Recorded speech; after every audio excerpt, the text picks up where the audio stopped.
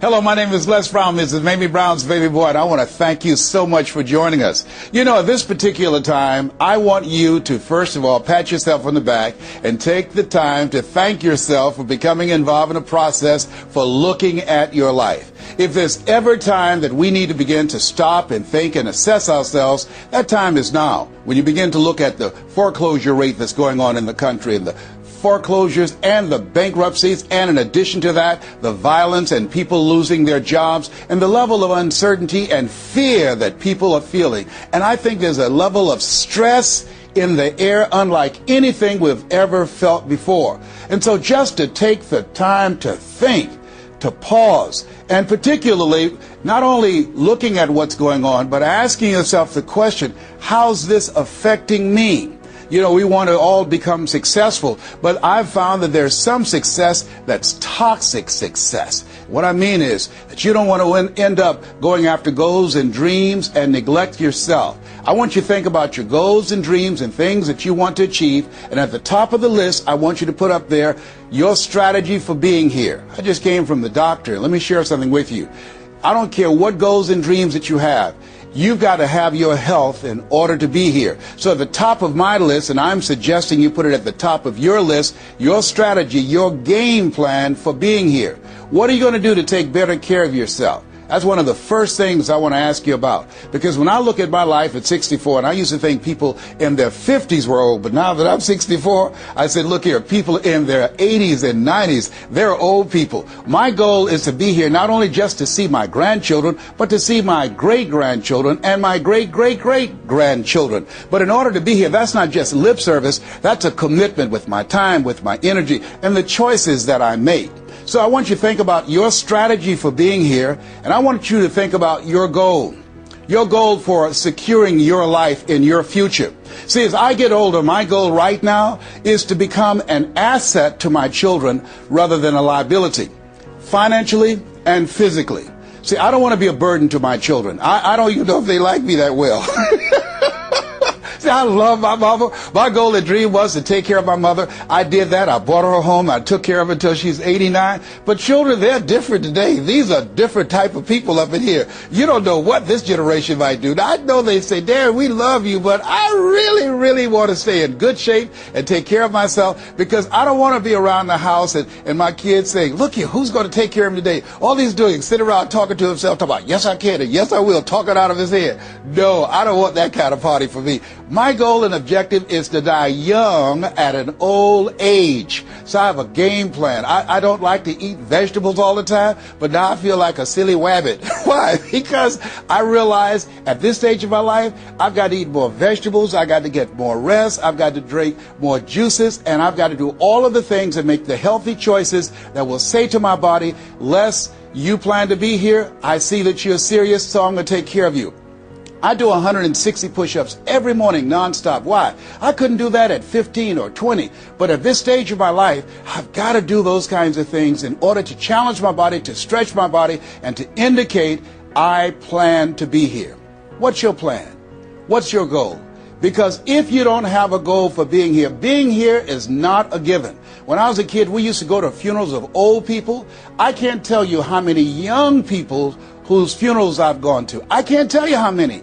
And so, and there's something about between 40 and 60. I don't know what it is about that period in time. Between 40 and 60, if you're approaching 40, I can tell you, and you already know, life begins to intensify. Things happen to you, and things happen to people you care about. Between 40 and 60, if you can make it through that period, you can take a deep breath, because most people don't make 60. Most people don't. And why? And I think it's because people just take it for granted that they're going to be here. So I want to share with you some goals and strategies as you think about your goals. I want you to visualize yourself having optimal health. Having your right mind. I used to ask my Mama, every Sunday you stand up in church and other older members of the church say, I want to thank the Lord for waking me up in my right mind this morning. Why do y'all say that all the time? She said, don't worry, son. You live long enough, you'll find out. She was absolutely right. I went in the room the other day to find something. I got in there, and I couldn't remember what I was looking for. I came out, I remembered what I was looking for. I went back in, I found it. Then I couldn't remember why I was looking for it. One of my children said, Daddy, you need some ginkgo biloba. I said, what's that? She said, something for your memory. I went down to the health food store. I was walking around. The lady said, may I help you, sir?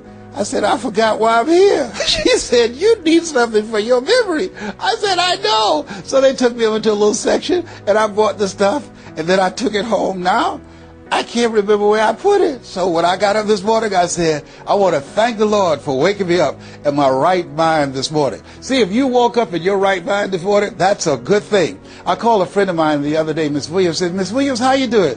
She said, baby, I'm doing good. She said, I went to the bathroom by myself, not all myself. I said, too much information, too much information.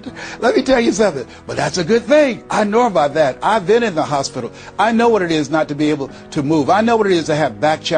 I know what it is to be in pain. So this thing called life, you've got your health. Let me share something with you. That's a good thing. A friend of mine, Bishop T.D. Jakes, said, if you got a problem man or money can solve, you ain't got no problem. I can agree with that. And I learned some things going through that experience. And really, I should say, growing through that experience. My goal at that time was to be here. And trust me, it's better be seen than to be viewed. Are you feeling it, brother? Up in here, up in here. So I want you to think about your goals and dreams. And here's what I want you to do right now. I want you to say to yourself, it's possible.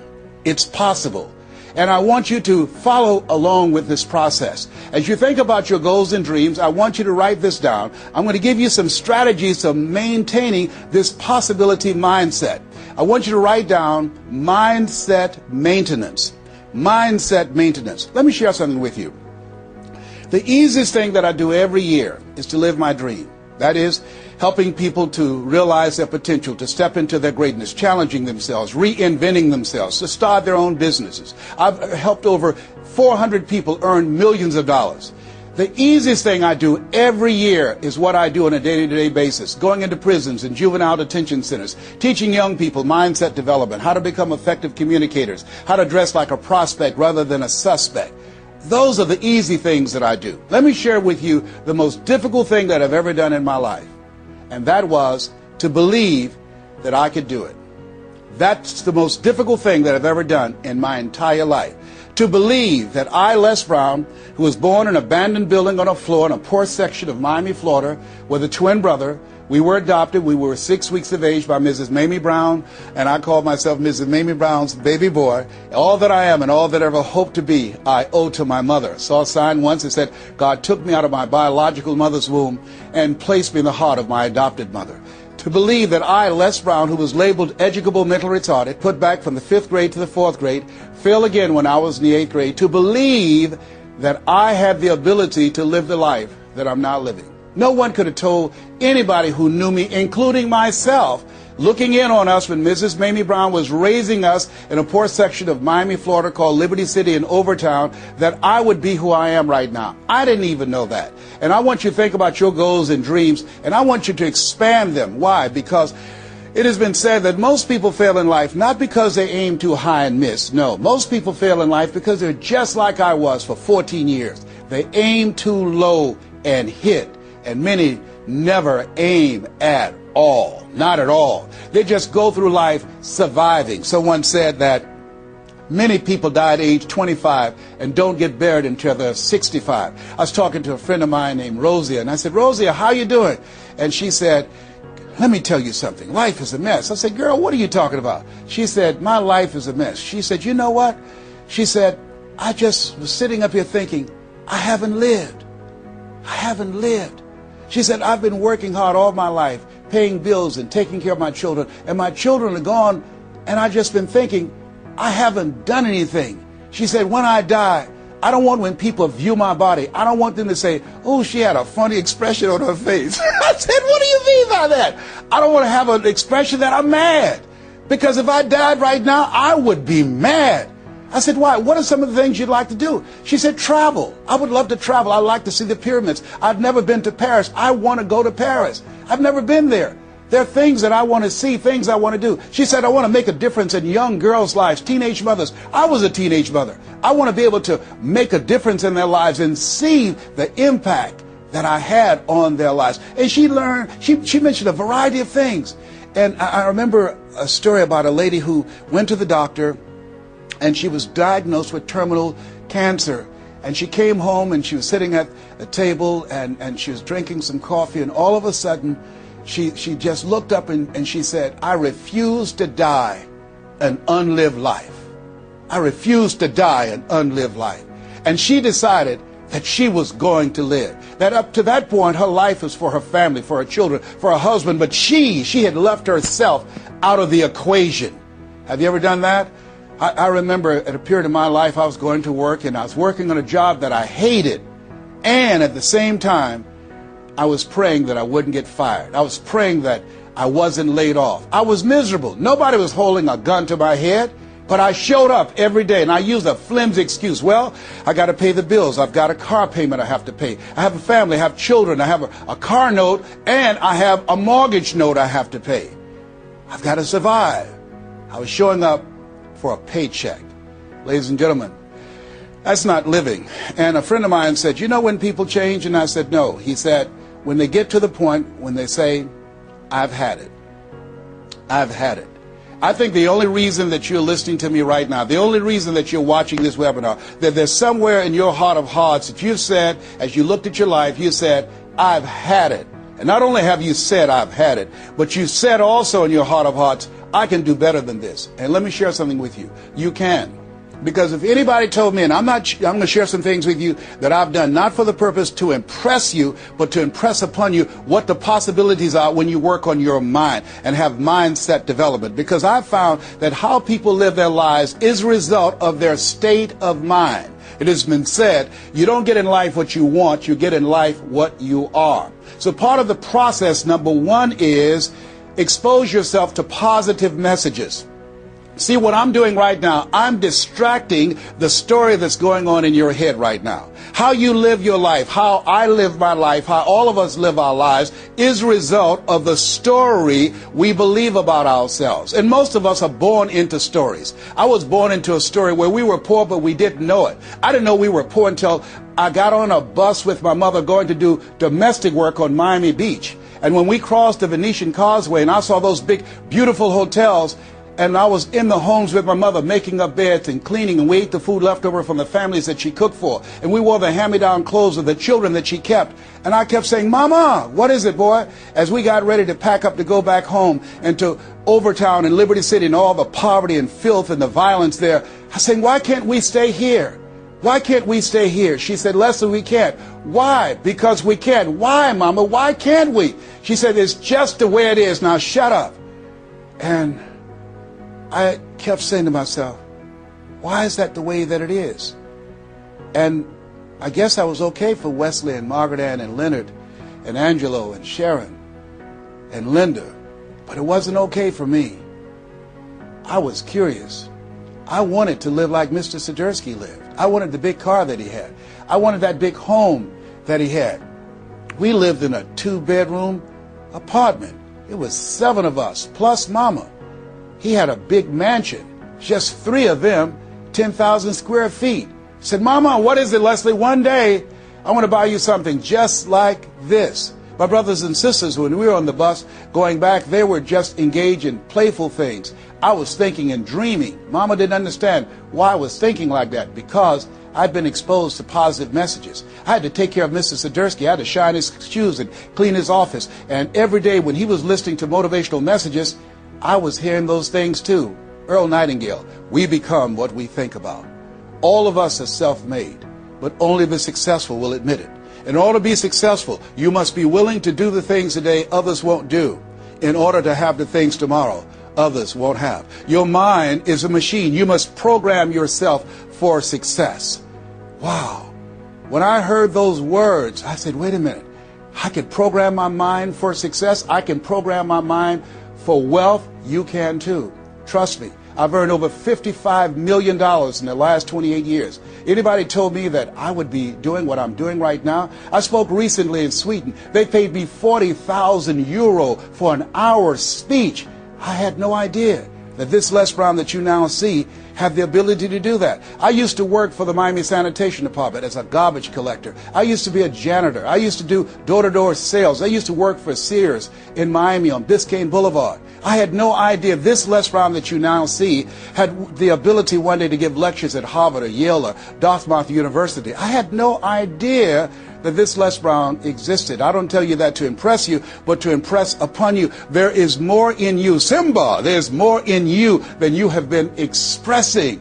All of us have seen Lion King, some great symbols in there. And I say to you, there's more in you right now than's represented in your bank account. There's more in you right now that's being reflected by your life right now. Your life is not a true reflection of your potential. You have greatness within you. You have the ability to do more than you can ever begin to imagine. There's a reason that my favorite book says, as a man thinketh, so is he. And as he continues to think, so he remains. In order for us to begin to break into that level of greatness that we have within ourselves, you have to make a conscious choice every day to expose your mind to positive messages. So I put myself on a regimen. I do this every day, and I suggest that you do it. Write this down. Number one, listen to motivational messages every day. If you have Choosing Your Future, a set of tapes, a CDs that we produce, or Creating Your Greatest Life, I guarantee you, if you do what I'm sharing with you right now, for 6 straight months, every day, your life will never be the same again.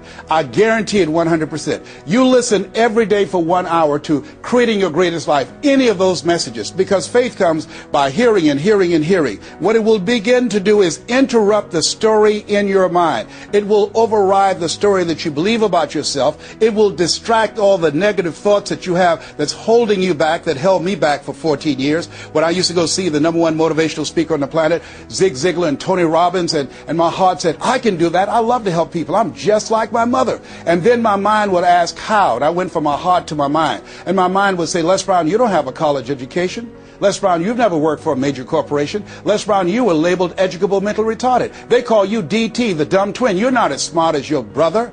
Have you ever thought about something you wanted to do and you convinced yourself that you couldn't do it? See, sometimes we need to have some external voices. And so by listening to motivational messages, that began to override the negative thoughts that I had about myself in my mind. And it gave me a new story and empowered me and gave me a vision of myself beyond my circumstances and mental conditioning and started me to writing a new chapter in my life.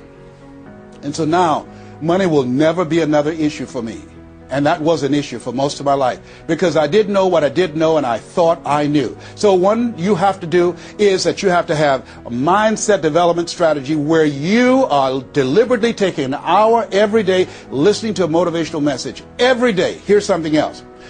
Read 10 to 15 pages of something positive every day. Why? And read it with conviction and stay focused. 10 to 15 pages every day. This is 7 days a week? Absolutely. Absolutely. Every day. McDonald's know that you know where they are.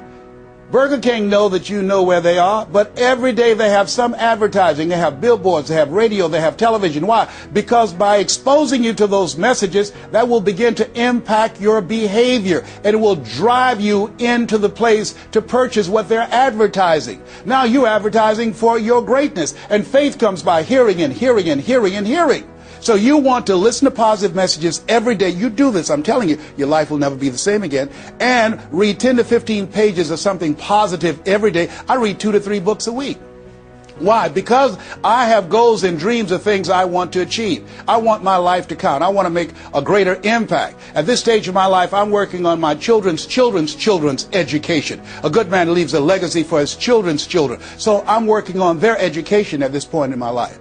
And as I begin to look at myself, in order to achieve more and to do more, I know I have to work more on my mind. And let me give you an example how this works. The most money I've ever earned in an hour and a half, $260,000. That's the most money I've ever earned in an hour and a half. A lot of people work a whole month and don't do that, or 6 months. Then, here, and this is the next thing I want you to do. I want you to look at your relationships, and I want you to upgrade your relationships. See, MIT did a study, and this study indicated that you earn within $2,000 to $3,000 of your closest friends. Not only did I start reading books every day and listening to positive messages, but I separated myself from my friends who did not have goals and who did not have dreams. Why? Because people rub off on you. It's called a mind virus. you earn within $2,000 to $3,000 of your closest friends. So when you upgrade your relationships, you got to ask yourself the question, who is it that I need to associate with, that I can learn from, that I can grow mentally, emotionally, spiritually, and financially? By aligning myself with another person that I can learn from. And Dr. Dennis Kimbrough said, if you're the smartest one in your group, you need to get a new group. Whoa, think about that. I was the smartest one in my group. Then one person called me who had been admiring me for years and said, Les, I want you to coach me and my trainers on how to tell a story and create value for an audience. And I want to share with you some things. I want to teach you some things, old man. I said, is that right? He said, yes. You always say you're never too old to learn and you're never too young to teach. I want to teach you some things. I said, okay, I'm open to that. Now, let me share this with you. He blew my mind. The most money, as I mentioned to you, I've ever earned, speaking to over 8,000 people in Salt Lake City, Utah, $260,000. I did an event with this individual, just over 500 people, because of what I learned from him, because I upgraded my relationships. I earned over $410,000 in an hour and a half. I was excited, but I was also depressed, because I've been speaking for 28 years. And I started thinking about all the money that I left on the table, all the hotels and plane rides, all of the audiences I spoke to, all of the money that I missed out on because I didn't know that I didn't know, and I thought I knew. I was a big fish in a small pond. I can't tell you, if you don't get anything else, you have to look at your relationships and you've got to ask yourself the question, what is this relationship doing to me? And I mean in every area of your life. When the doctor looked at me and said, you have cancer. Cancer is the most feared word in 7 different languages. One of the first things I had to do, I found out who had cancer at some point in time or was living with cancer and conquered it. I surrounded myself with people who had done what I wanted to do, who were winning at the game.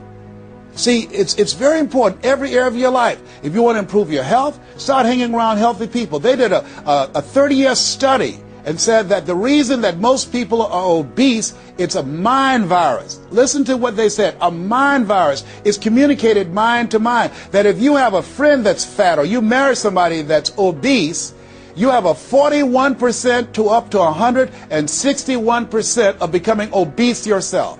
Even if they live in another state. Whoa, why? Because birds of a feather flock together.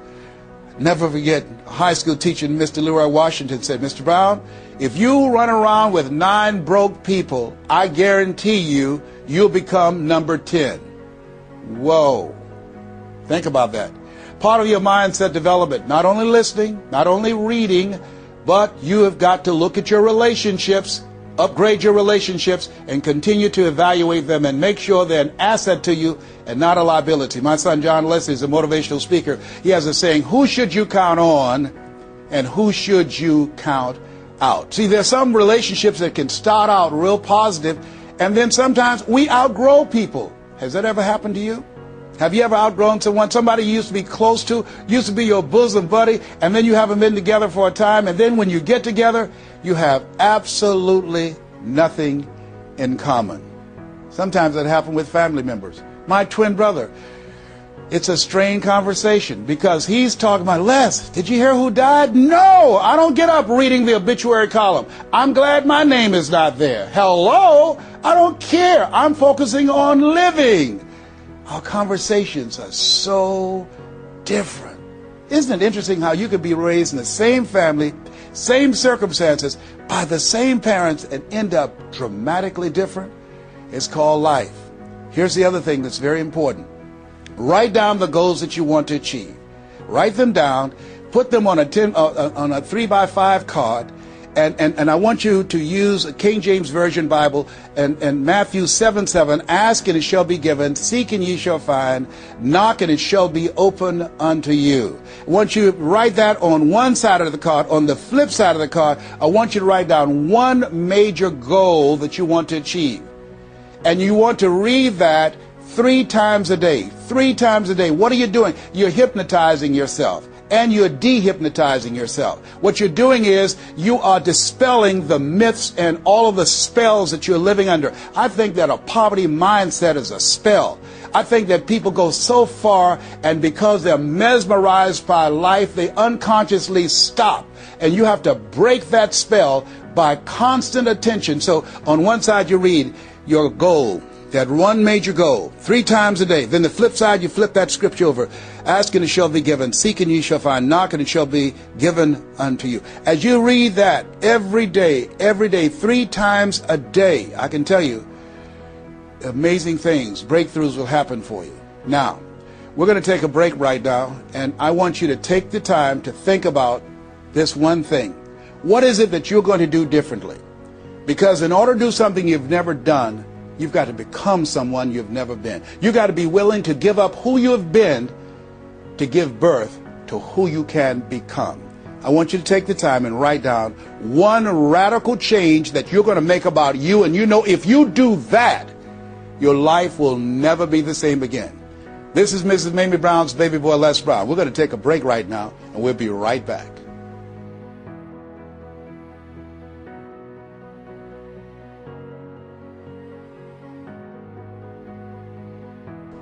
Hello, this is Les Brown, Mrs. Mamie Brown's baby boy.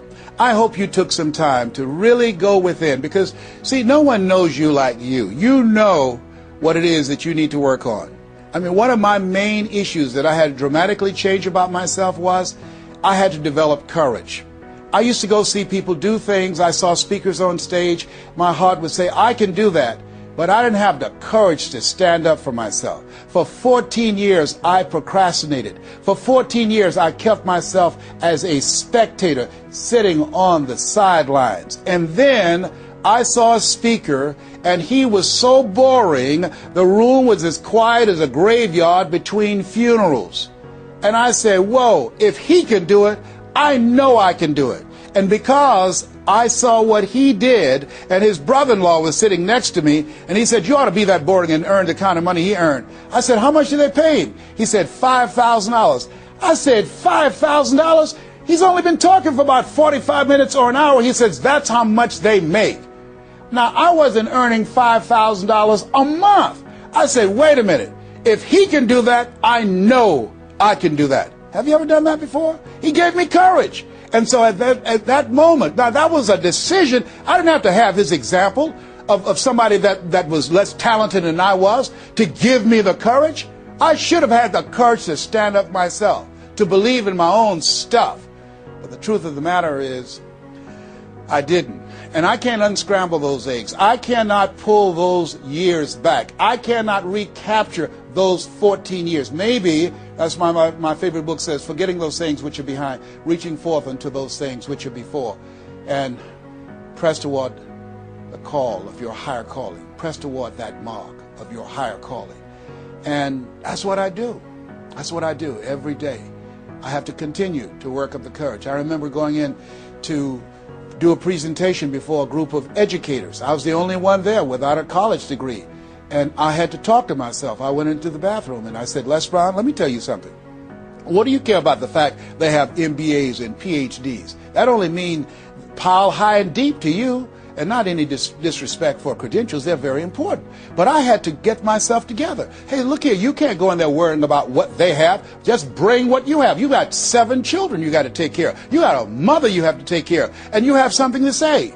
You have some talent. You have some abilities. You've got to believe in yourself. You got to stand up. You can't punk out now. You can't fold now. See, sometimes you have to talk to yourself. It might be the most intelligent conversation you will ever have, talking to yourself. So that radical change, it doesn't happen overnight. You can make the decision, but you've got to stay on top of yourself every day to come from and live your life from a place of power, courage, and faith, as opposed to being a volunteer victim, as most people are, volunteer victims. Here's something else.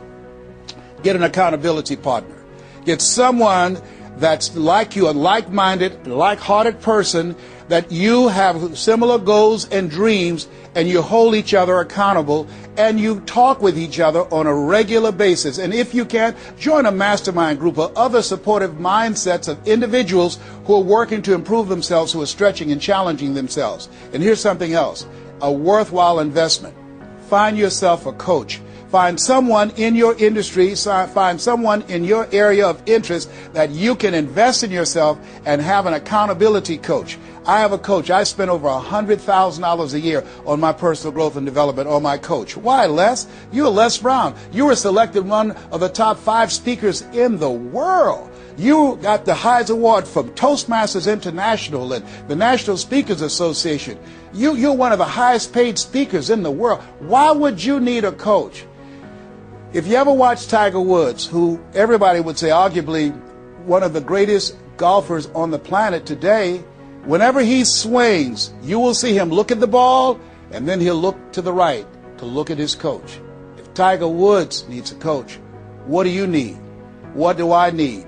Here's something I can tell you that I know. You can't see the picture when you're in the frame.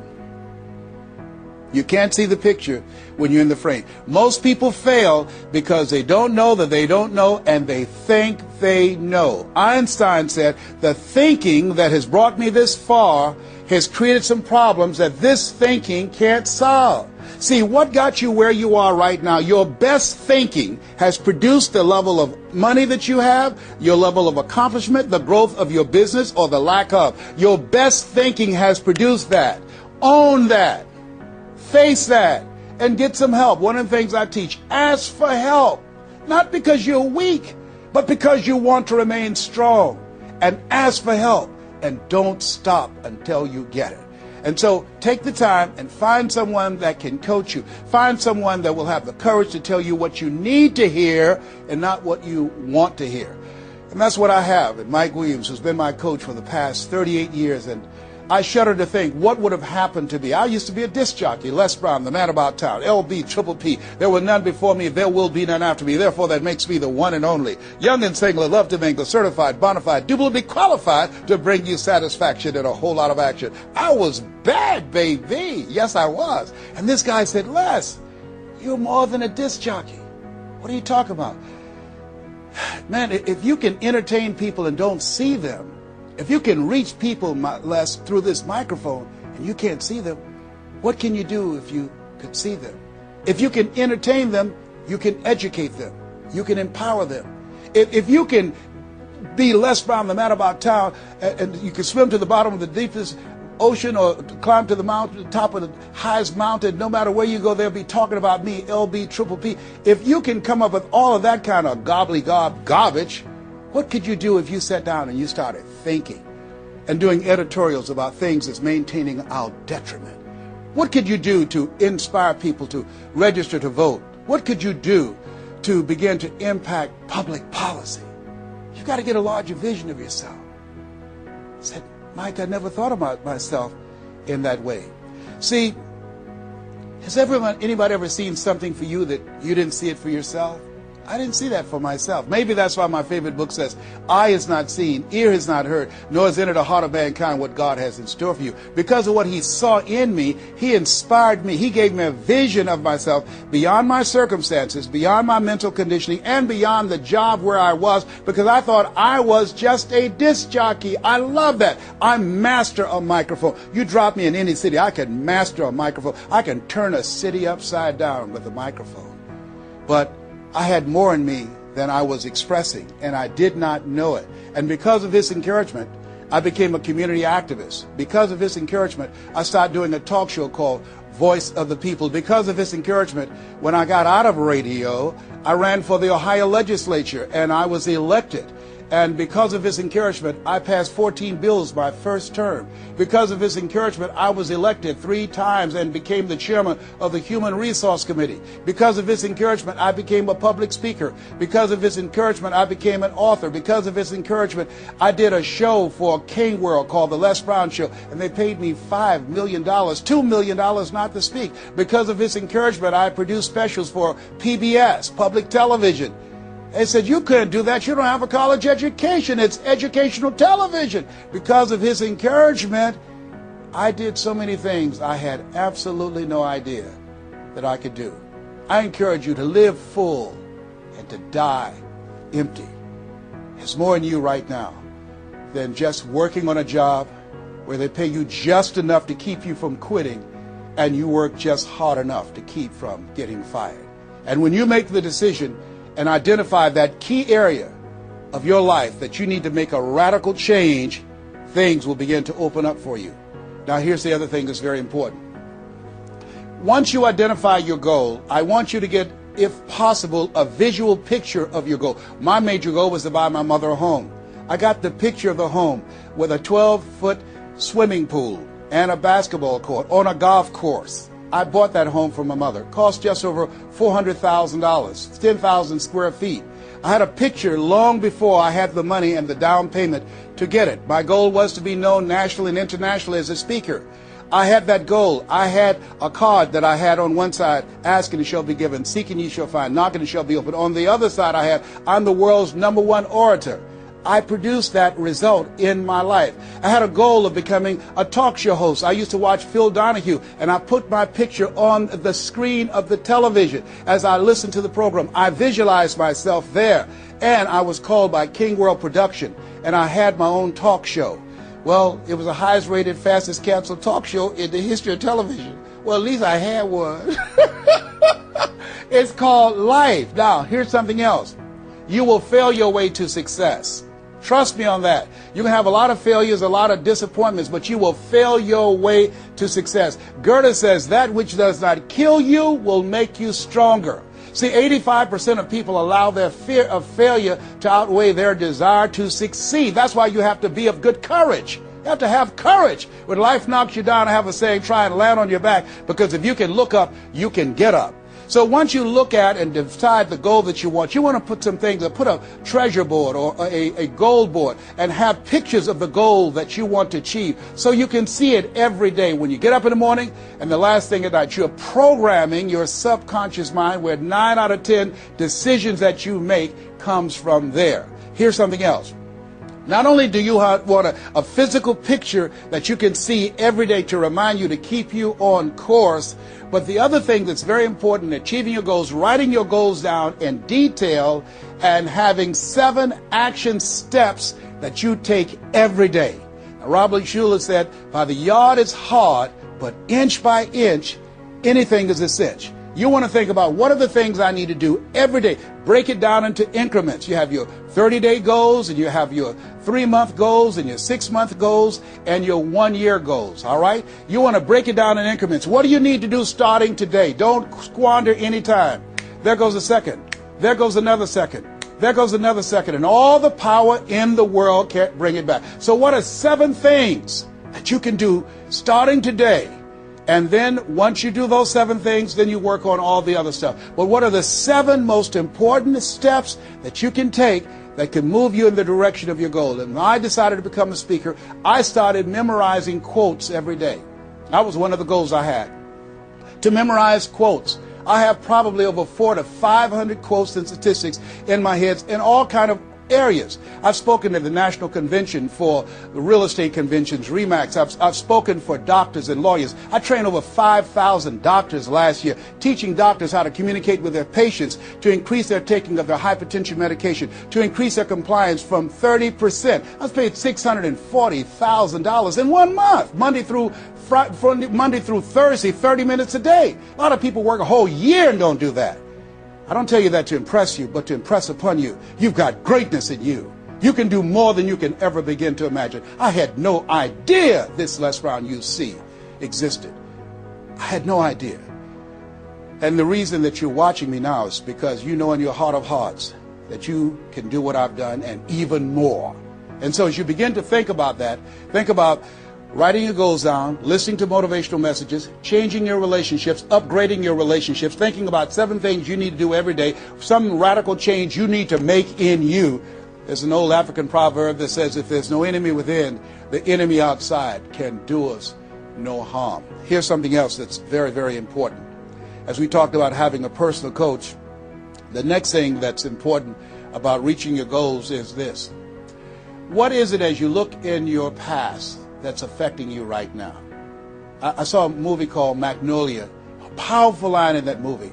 And the movie said, we might be through with our past, but our past is not through with us. Whoa. Let me share something with you I realize about myself.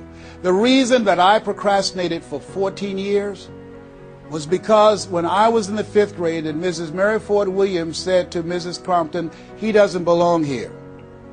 He is slow. He's not like his brother. And they put me back from the 5th grade to the 4th grade. That affected me. I didn't even realize it. They say sticks and stones will break your bones, but words will never hurt you. Yes, they will. But they can also free you up. Because I'll never forget when I met Mr. Washington. It was my junior year in high school. I had been in special education from the 4th grade all the way up to my junior year in high school. My twin brother always made the honor roll. And he said, young man, work this problem out for me. He was a new instructor. I said, sir, I can't do that. He said, why not? I said, I'm not one of your students. He said, look at me. Yes, sir. Work the problem out anyhow. I can't do what you asked me to do, sir. Why? Sir, because I'm educable, mentally retarded. And the students erupted in laughter. They said, hey, he's DT. He said, what's that? He's the dumb twin. He's not Wesley. That's Leslie. And he came from behind his desk and he said, don't ever say that again. Someone's opinion of you does not have to become your reality. That was a jarring statement. On one hand, I was humiliated. But on the other hand, I was liberated because he looked at me with the eyes of Goethe, who said, look at a man the way that he is, he only becomes worse. But look at him as if he were what he could be, then he becomes what he should be. And here's what I learned from that experience. I want you to visualize yourself already there. Whatever goal, whatever dream that you have, see the picture complete.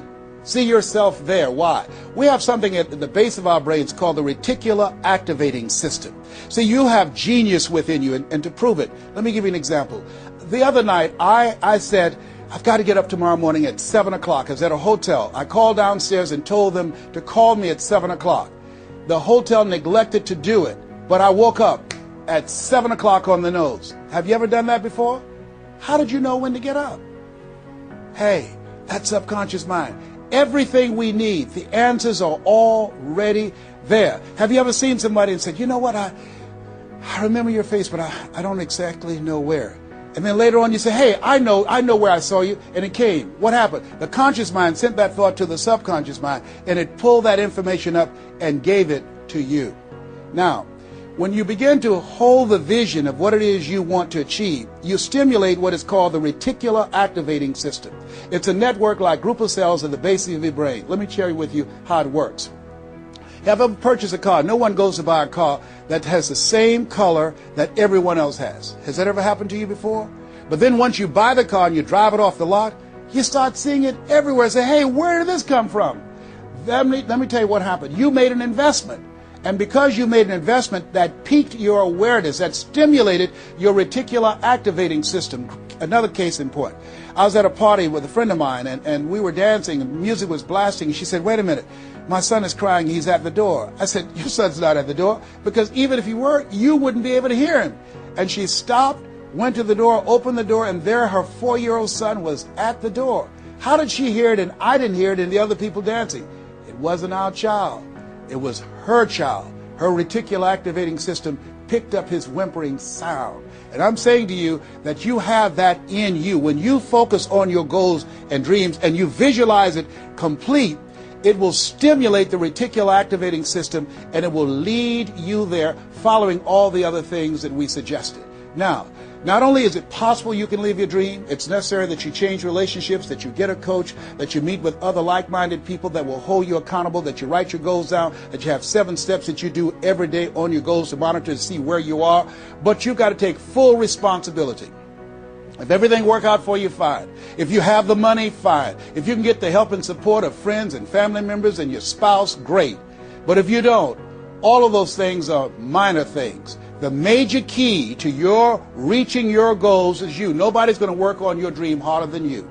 Trust me on that one. You've got to take responsibility to make it happen. If it happens when you come out the gate, fine. But if you fail, so what? Come back again and again and again and again. If it's something that you love, if it's your passion, until you do it. George Bernard Shaw said, the people that make it in this life, they look around for the circumstances that they want, and if they can't find them, they create them. Here's something else. It's hard. When I bought the first home for my mother, and I didn't do a title search, and a guy sued me, and I had to move out from the big, beautiful home I bought her to a roach-infested home I moved her out of. And the neighbors came out and said, "Mamie, y'all back?" "Yes, what happened?" "My boy lost a house. He didn't do a title search. And we had to get out. They foreclosed on the house. He didn't have the $50,000 to pay the guy who put a lien on the property." It was devastating. But let me tell you something. It was worth it. Because I came back. 90 days later, I got a bigger and better house. 90 days later, I stayed focused on the goal. And that's the thing that you want to do. Stay focused on your goal. Keep the main thing the main thing. You're going to have distractions. That's a part of the process. It's not there to stop you. It's only there to challenge you. You want to grow through it. You know, I think it was Robert Schuller who said, "Tough times never last, but tough people do." Keep the main thing the main thing. You're going through hell? Don't stop. Keep moving. Keep on moving. Don't stop to talk about it. Keep moving. That's the name of the game. Keep on swinging. One of my favorite movies is Cool Hand Luke and Paul Newman. I don't know if you've ever seen the movie, but there's a scene where Cool Hand Luke is fighting a guy, big dude, just kept knocking him down. Bam! That kept on knocking him down. Cool Hand would get up, he'd knock him down. Bam!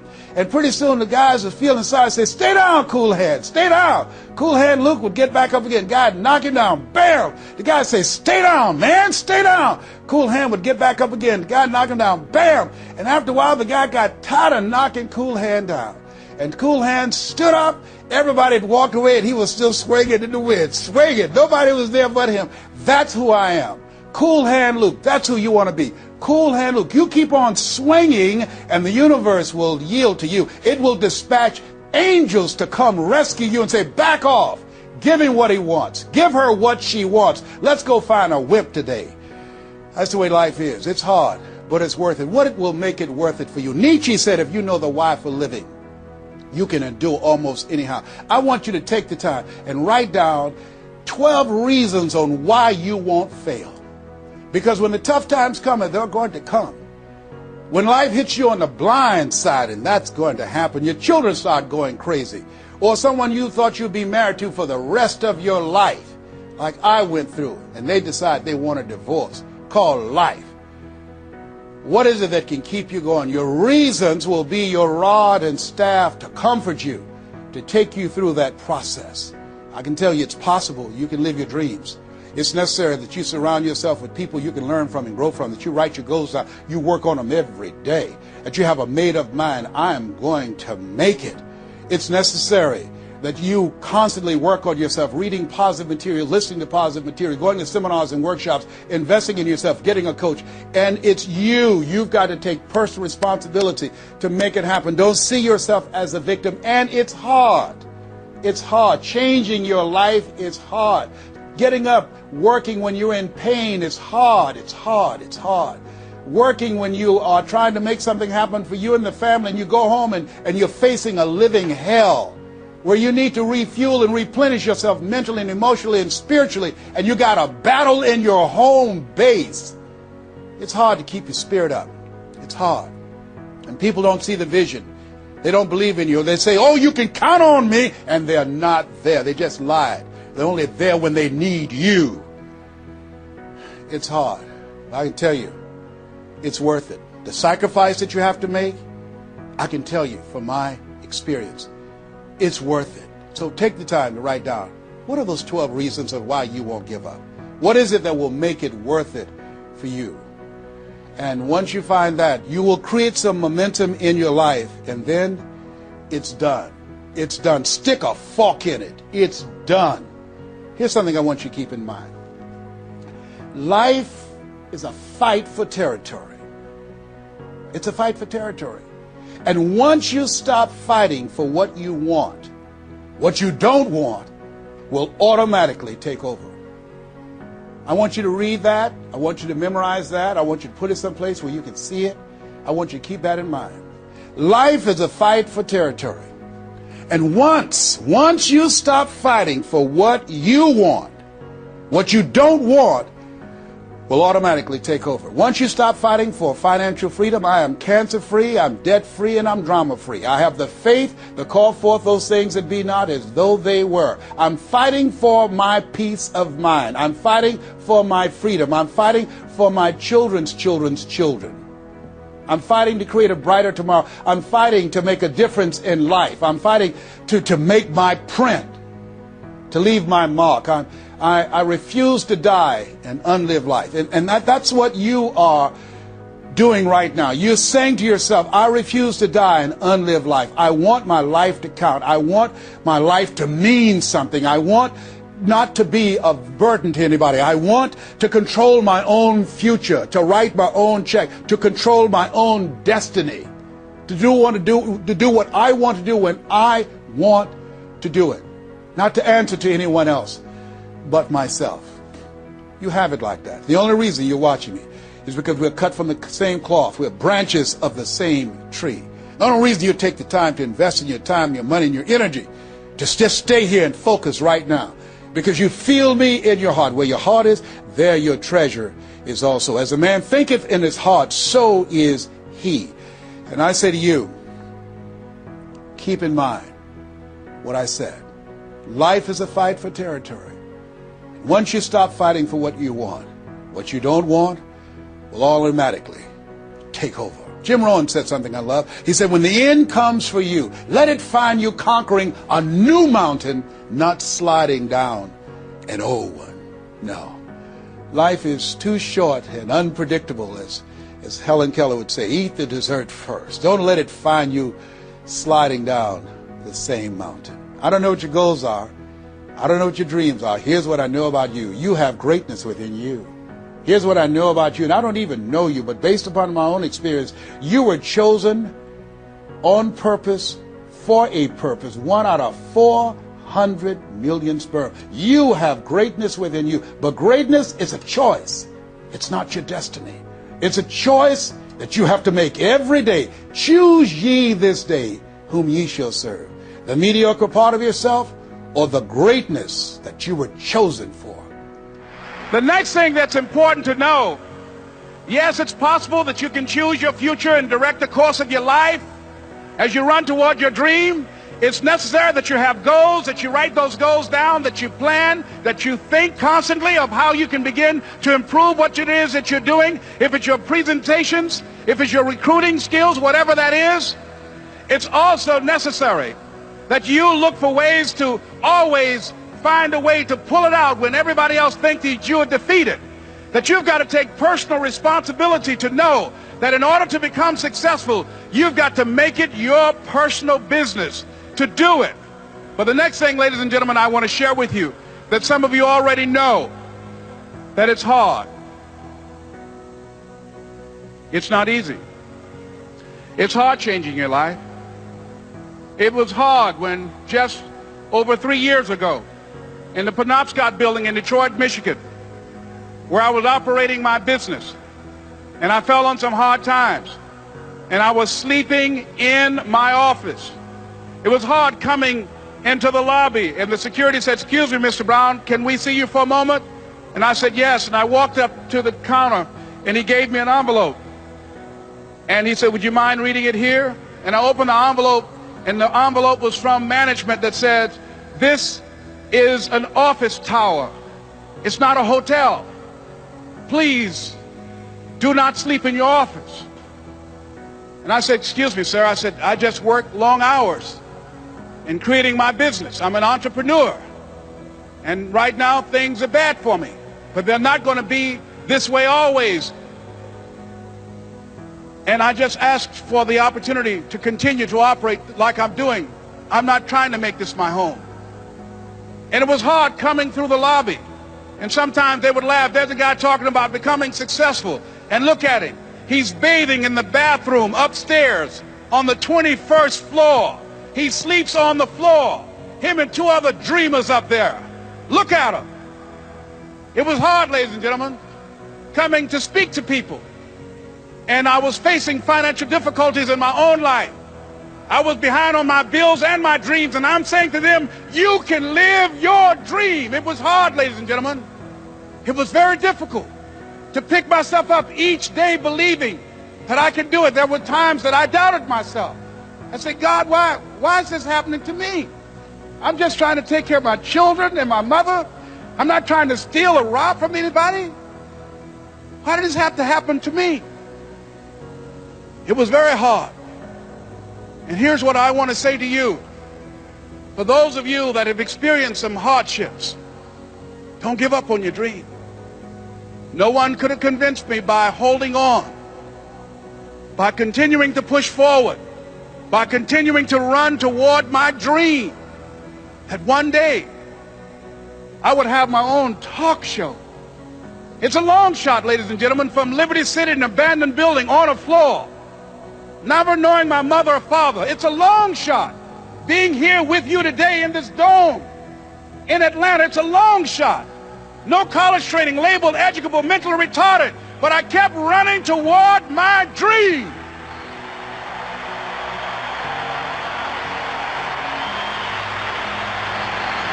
Don't stop.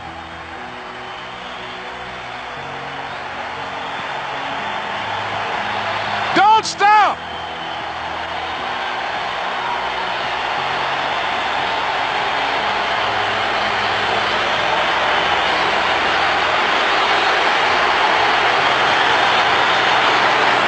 Don't stop running toward your dream.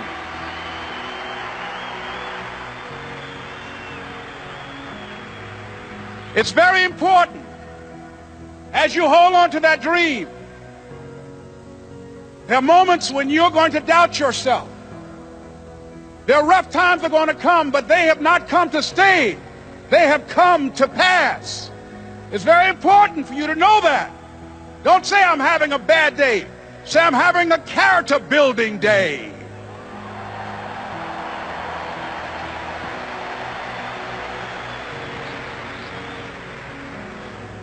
It's very important for you to believe that you are the one to make this happen. I remember this high school teacher, Mr. Leroy Washington, at the end of school one June, it was just a few days before we were supposed to leave, and I just got my report card, and it indicated that I'd failed history, and I'd failed English, and I would have to go to summer school.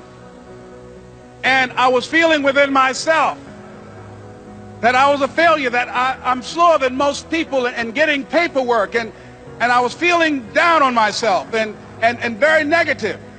And Mr. Washington was giving a speech to the graduating seniors, and I was in 11th grade. And even though I wasn't supposed to be in there, I went in there because the speech he was giving, that speech was for me. And as he talked, my heart began to beat fast. Tears began to run by my eyes, and I was in the back just listening to him, because he said, and he was a very dramatic man. I still talk to him to this day. He said, as graduating seniors of Booker T. Washington High School, I want you to know that you're blessed and highly favored, and that as you go toward the future, begin to know that you have greatness within you.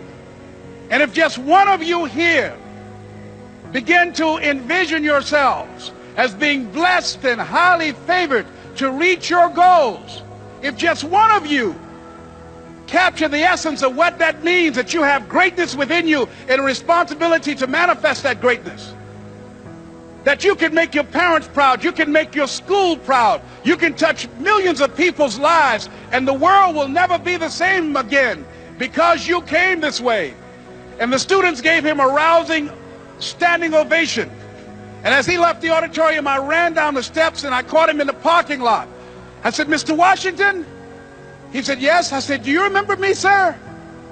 He said, no. I said, my name is Leslie Brown. My mother, she works in the cafeteria here. I'm one of the twins, Leslie and Wesley. I said, Mr. Washington, but you know, I got these big dreams. I like talking to people. I love people.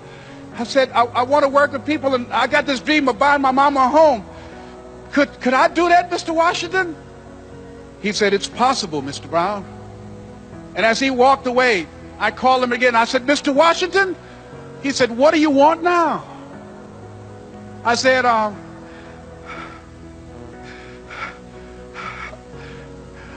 I'm the one, sir. I said, I'm the one. You remember me, sir. I'm Miss Mamie Brown's boy. I'm the one. I'm the one.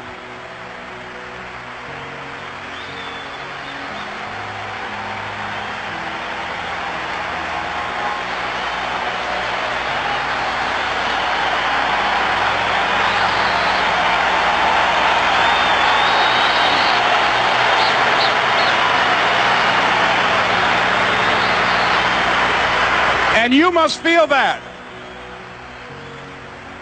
that's why you're here, because you are the one. And I remember when PBS first played one of my specials called You Deserve, one Sunday afternoon in Miami, Florida. I had some friends call him to tell him to tune in. And he watched the program. He called me in Detroit, and I answered the phone. I said, hello. He said, may I speak to Les Brown, please? I said, who's calling? He said, you know who this is. I said, oh, Mr. Washington, it's you. He said, you were the one, weren't you? I said, yes, sir. He said, and you were so crazy. I said, I know, but I'm rich now.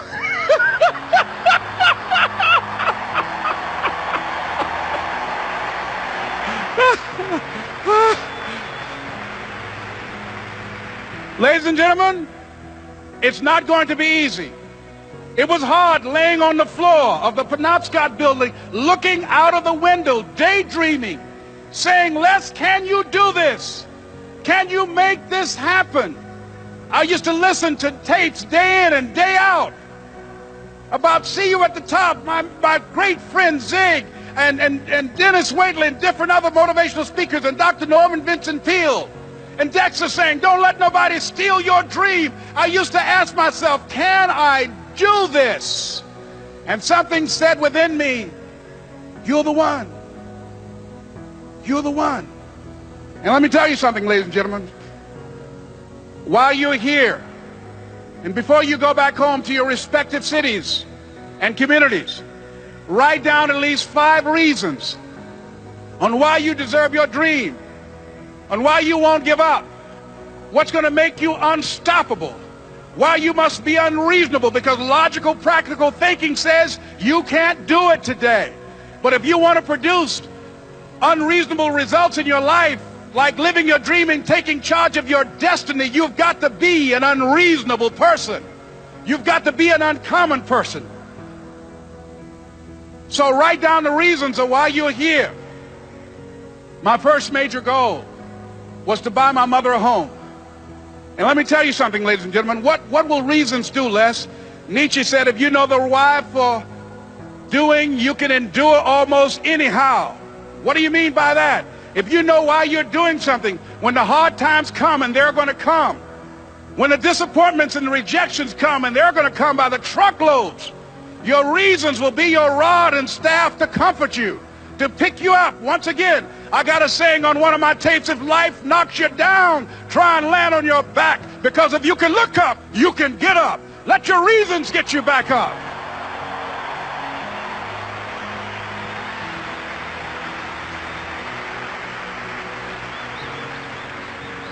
I remember when I bought the home for my mother, and she came out of the car. When I opened the door, I said, Mom, I think I know these people in this house. That was my first major goal. And then I couldn't conceal it anymore. I said, Mom, I got this for you. And as she went from room to room, looking at the house and saying, thank you, Jesus. Thank you, Lord. No one ever could have convinced me that this could have happened to me. And she looked at me, she said, Leslie, and you caused me so much problems as a boy. You were always into stuff. She said, no one could have convinced me that day when I walked in that house and this lady was holding you and your brother. And she said, ma'am, I want you to promise me 2 things. And she said, what is it? She says, 1, promise me that you won't separate them. She said, I want them raised together. I want them to know each other. I got pregnant while my husband was away in the war, and I can't keep them. Promise me that you won't separate them. She said, I promise I won't. I've never had children. I promise I won't separate them.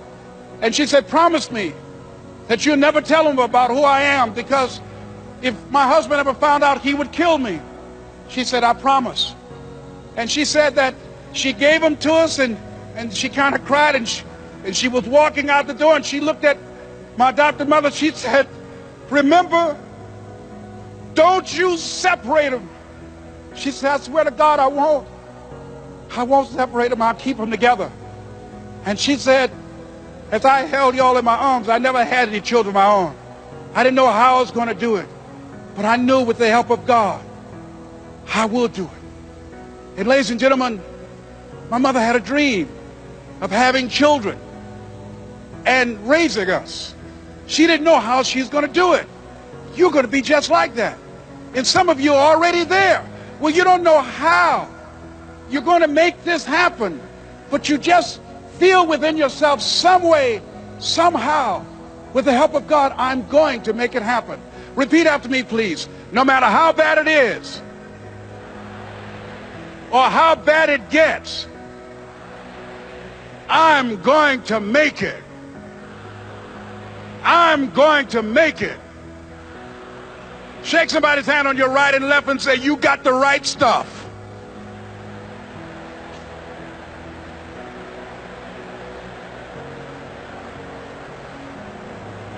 So yes, it's possible for you to live your dream. It's necessary that you associate with winners, that you work your system, that you are relentless, that you never give up. It's you. You've got to take personal responsibility. You've got to make it your personal business to make it happen. And you've got to resolve within yourself that I can do this, that it's hard, but you've got to say, I'm the one. I'm the one to make this happen. I'm the one to become successful in this business. As you work to help other people to become successful, that feeds your success. But you know it's going to be hard, but find out what will make it worth it for you. So, ladies and gentlemen, if you want to make your dream become reality, the people that are running at their dreams know that it's possible that you can live your dream, that it's necessary, that you're relentless, that you have a plan of action, that you are creative. The people that are living their dream are finding winners to attach themselves to. The people that are living their dreams are the people that know that if it's going to happen, it's up to them. And they're resolving within themselves, it's not over until I win. The people that are running after their dream know they're going to have hard times. They keep on running because they're saying within themselves, I'm the one. I'm the one. No matter how bad it is or how bad it gets, I'm going to make it. The people that are running after their dreams are the people that are hungry. Shake somebody's hand on your right and left and say, you got to be hungry.